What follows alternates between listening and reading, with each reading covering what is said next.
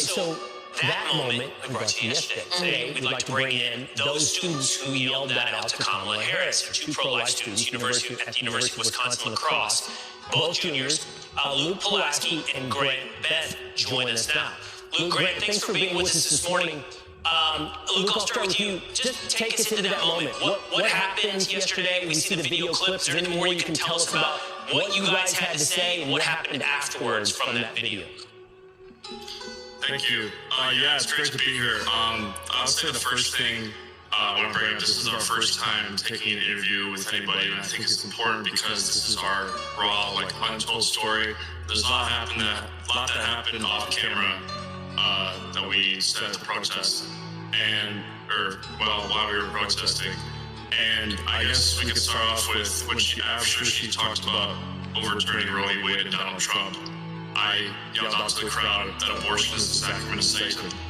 And when I said that, I deeply do believe that as a Christian. And about 10 seconds go by, and that's when the video of my friend Grant and I proclaiming that Christ is Lord and Jesus is King, when we said that. And I think it's important to say this is a small venue, and we were about 20 to 30 yards away from Kamala at this point. There's a lot of controversy that says she wasn't talking to us, or we left, we didn't get kicked out. Well, I can speak on Grant's behalf. On a video, Grant's getting pushed and shoved, and there's about 5 seconds after, or before she tells us to go to a smaller rally down the street, you can see on the video she waves. She was actually waving to me. I took this cross off my neck that I wear, and as we were getting asked to leave, I held it up in the air and waved at her and pointed to her. She looked directly in the eye, kind of gave me an evil smirk, and yeah, I just want to clear that up and confirm that she 100% was talking to us. And there's other controversy that says we left. We were getting shouted at, pushed, assaulted, screamed at, so we were walking away. But there's about 3 attendees there, volunteers, that kicked us out, pressed with badges or whatever they had. And I specifically remember this one man saying, "You were uninvited and unwelcome to this event, you need to leave." And all they did was walk us out the door, they didn't tell us why. Grant, I want to get your point. So, for you guys who don't know, there's been this controversy concerning what Kamala Harris said at her rally when these students cried out that Christ is King, Jesus is Lord. Now, as we have listened to what the student has said, let us contemplate the treatment they got for saying something like that. And later on he will furthermore give us more context on why that he was treated that way.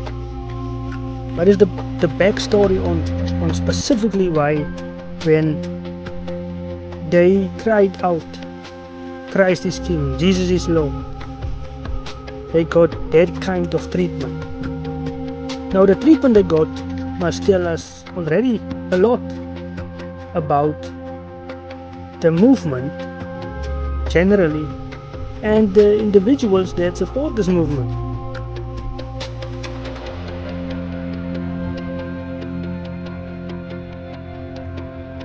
But as we're gonna hear,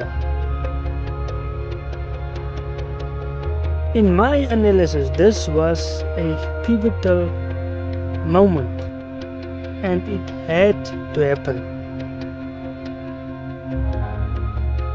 And in a short while you will, as we listen, it will become clear why I am saying this. View from there. So, is there anything you want to add to Luke's story? And what did it feel like? I mean, she basically said, you said, or Grant said something about, or Luke said something about Jesus, right? Jesus is King, Jesus is Lord. And she said, "You're not welcome here." I want to know what you felt in that moment, and if there's anything you want to add to this story. Essentially, she was speaking, and we decided to say Christ is King, Jesus is Lord. And we got a lot of backlash, as you can see in that first-hand video, I was pushed by an elderly woman. We were heckled at, we were cursed at, we were mocked. And that's the biggest thing for me personally, in reflection of the event. Jesus was mocked, his disciples were mocked, and that's okay. In reality, we did God's work, and we were there for the right reasons, and God is watching us in this moment. I'm all about being a cordial person, no matter your beliefs. But I do believe that we were sent there by God, and I do believe this timing, 18 days before the election, is imperative for young Americans and first-time voters like myself to understand that this is what you are going to get with a Kamala Harris presidency. You are going to get the Kamala Harris that alienates over 50% of the U.S. population that is Christian. You're going to get the Kamala Harris that skips the Al Smith memorial dinner that no major presidential candidate has skipped since, I believe, Walter Mondale in 1984. Over 40 years ago. I'm a 20-year-old man. That's double my life. So that's a long time for someone not to attend that event. That, along with our experience on this day, it's a good storm for the opposition. And it just proves what type of a person Kamala is and what type of leader she will be. I'd love to ask this question out of my own curiosity, Luke. I'll put it to you, and I know it's a difficult question because I'm asking you to put yourself in the mind or experience of someone else, meaning that person could be Kamala Harris. But when she responded that way to you, you and Grant, I'm curious what she understood about you. Like, what did you make clear? That you were a protester, that you were pro-life. We all hear you say Christ is King, Jesus is Lord. Did she understand your message? I want to know specifically what she is rejecting. I know you can't know because you weren't in her mind, but you can know what did you make clear. Yeah, so I said Jesus is Lord due to the abortion Roe v. Wade she was talking about, which me and many Christians around the world disagree with her stance on abortion. And we wanted to kind of send a message that, as Christians, at least me and Grant, we don't accept or agree with her abortion policies, and that we believe that Jesus is Lord and that He has the final say in everything we do, and it's something we center our life around. So I guess we wanted her to know that. Right.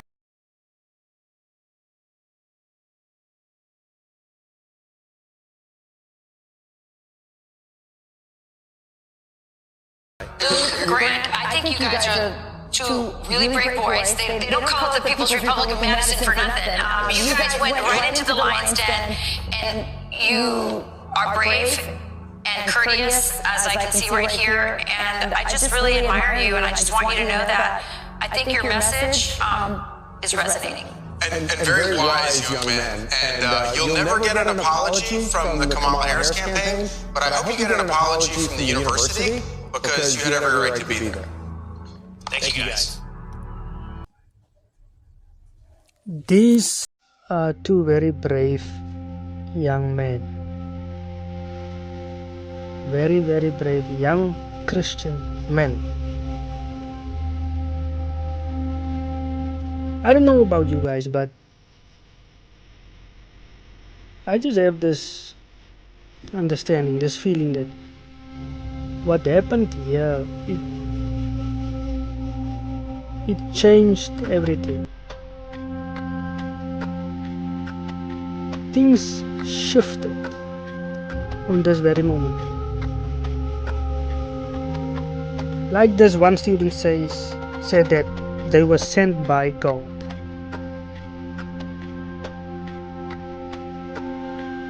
It was a God-ordained appointment, and this is what happens when God has a few feet on the ground in that sense, meaning Christians on the right place on the right time, being at the right place at the right time.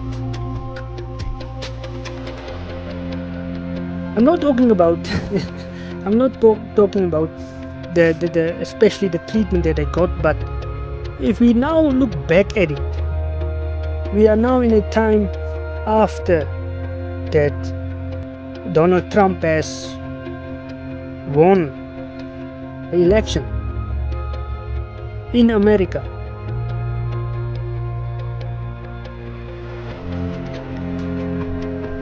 And considering this fact,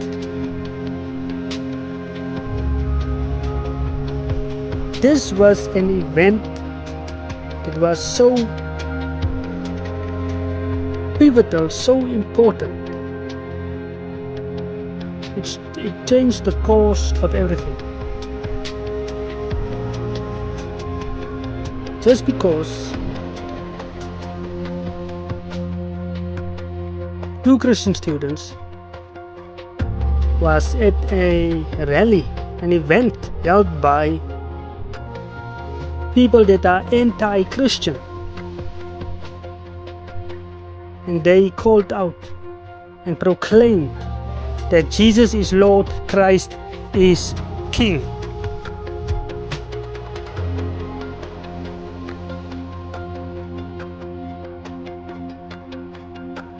Now, Kamala Harris, whatever name is, may have thought that this was just her giving some backlash to these students. And this is the moment that she lost. She lost the battle.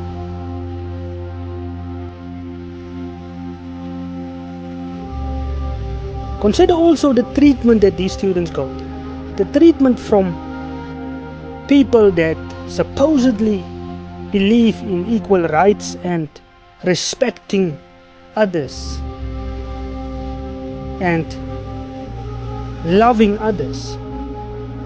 Did these students got love and respect and honor? No, they were told you are not welcome here. Which show the treatment of such movements demonstrates to us the hypocrisy of such movements and such organizations and such individuals, pretending to be all for love and respect and honor, but when it comes to a Christian, you don't get that. But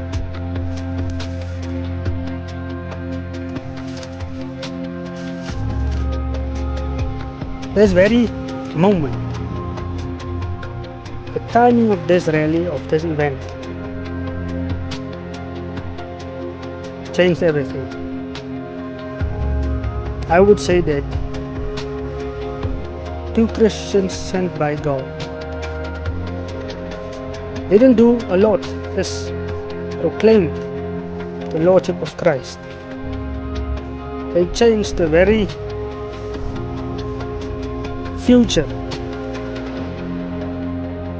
of America. Thank you for listening to my side. Shalom and God bless you.